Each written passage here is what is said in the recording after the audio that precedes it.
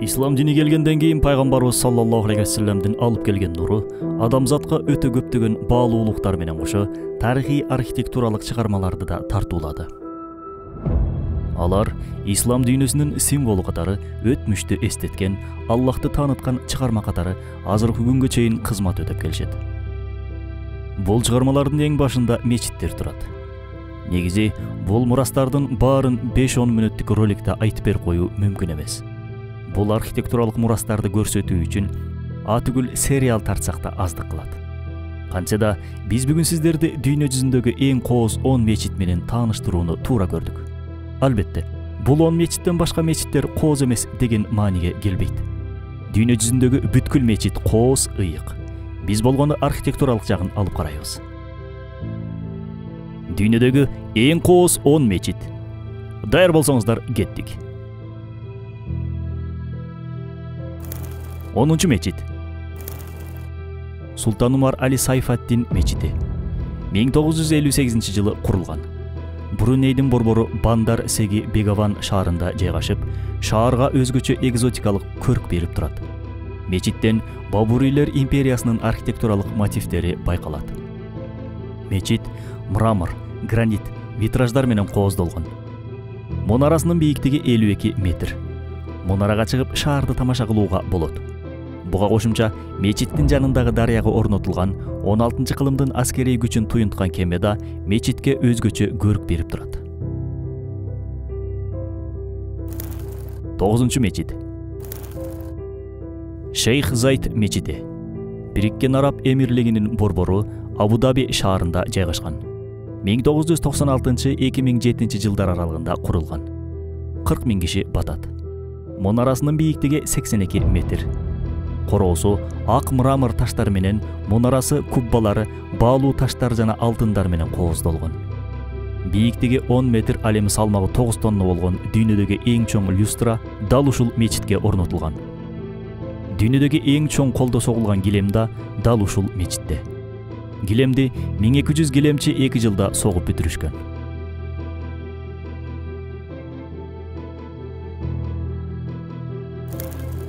Сегизинчи мечит. Кристалл мечити. Малайзиянын Куала Теренгану аттуу шаарында 2006-2008 жылдар аралыгында курулган. Мечиттин өзгөчөлүгү болот, айнек жана кристаллдардан курулган. Ал эми караңгы түшкөндө атайын жарытуу системасы менен нурга бөлөнүп, зыяратчыларды суктандырып өзүнө тартып турат. Акыркы технологиялар менен жабдылган дүйнөдөгү эң алгачкы мечиттерден болуп саналат. Бир эле мезгилде 1,5 миң киши ибадат кыла алат. 7-чи мечит. Тадж Махал. Индиянын Агра шаарында жайгашкан бул мечитти Бабурийлер империясынын башчысы Шах Жихан жаш кезинде кайтыш болгон жубайы Мумтаз Махал үчүн 1632-1650 жылдар аралыгында курдурган. Архитектору бадахшандык уста Ахмад Лахаури. Курулушка Орто Азиядан, Осман дөөлөтүнөн, Перс булуңунан, Араб өлкөлөрүнөн 22 миңдей уста тартылган. Скульптуралык чыгармаларда Бухаралык усталар иштесе, каллиграфиясында сириялык усталар иштеген. Ак мрамордон курулган мечиттин мунараларынын бийиктиги 82 метр. Дубалдору болсо көптөгөн изумруд, жакут, алмаз, берметтер менен кооздолгон. 4 тарабынан заңгараган мунара каптап, ал эми ортосунда бассейн, бакча, фонтандар орнотулган. 6-чы мечит. Вазир Хан мечити. 17-кылымда Пакистандын Лахор шаарында курулган. Бабурийлердин доорунан калган бул мечит плитка жана фрескалар менен эң мыкты кооздолгон. Ар кандай түстөгү тондогу фарфорлор мечитке өзгөчө кооздуктуу композицияны тартуулап турат. Куббанын ич тарабы бейишти туюнткан өзгөчө оймолор менен кооздолгон. Сырткы дубалдарда болсо перс жана араб каллиграфияларын көрүүгө болот. Көгүчкөндөрдүн көптүгүнөн туристтер Көгүчкөндөрдүн мечити деп атап коюшат бул мечитти. 5-чи мечит. Биби ханым мечити. Мечит 1399-1404 жылдары курулган. Жайгашкан жери Өзбекстандын Самарканд шаары. Архитектуралык жактан перс стили колдонулган. Тимурдун жетекчилиги алдында курулган бул мечиттин курулушунда Ирандан, Индиядан, Алтын Ордодон, Хорезмден келген усталар эмгек кылган. 4-чү мечит Султан Ахмет мечити 1609-1617 жылдар аралыгында Осмон дөөлөтүнүн султаны 1 Ахмет тарабынан курулган. Архитектору атактуу мимар Синандын шакирти Седефкар Мехмет. Мечит курулуп бүткөндөн кийин мунарасынын алтоо болгондугу султанга жакпай калат. Себеби ошол кезде Каабанын 6 мунарасы бар болуп, бул ыйык Каабага карата урматсыздык болуп эсептелет эле султан үчүн. Архитектор дароо Каабага карай жол тартат. 2 жылдан кийин кайтып келет да султанга «Кыжалат болбоңуз, Каабага дагы 1 мунара тургуздук. Эми анын мунарасы жетүү» деп айтат. Мечиттин айланасында ар кандай социалдык кызматтарда орун алган. Муктаждар үчүн ашкана, мектеп, оорукана, дүкөн, мейманкана сыяктуу мекемелер. Албетте, бул социалдык кызматтардын кээ бирлери учурда башка жактарга жылдырылган. Бийиктиги 45 метр болуп, 10 000 киши бир эле мезгилде ибадат кыла алат. 3-чү мечит Аль-Акса мечити. Палестинанын Куддус шаарында жайгашкан.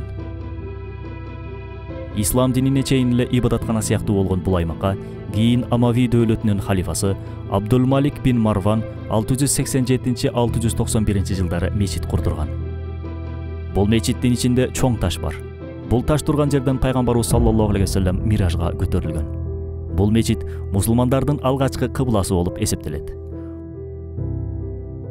Пайгамбарыбыз саллаллаху алейхи вассалам бир хадисинде мынтип айткан: Ушул 3 мечитте, башкача айтканда Масжиди Харамда, Каабада, Масжиди Набавида, башкача айтканда Мадинадагы пайгамбарыбыз саллаллаху алейхи вассаламдын мечитинде жана ушул Акса мечитинде окулган намаз башка мечиттерде окулган намазга караганда дагы да фазилеттүү.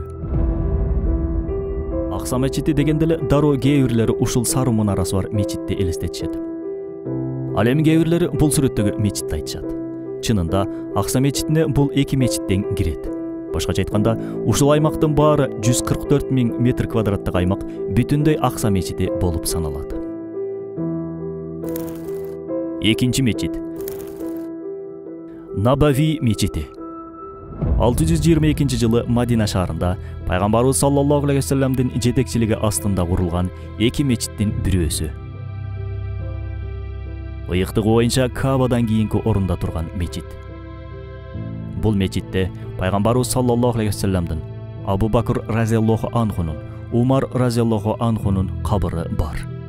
Дал ушул жашыл куббанын астында пайгамбарыбыз саллаллаху алейхи вассалам жатат. Убакыттын өтүшү менен халифалардын, султандардын көзөмөлү астында кошумча курулуш иштери менен мечит кеңейтилген. Учурда мечитке 1 миллион киши батат.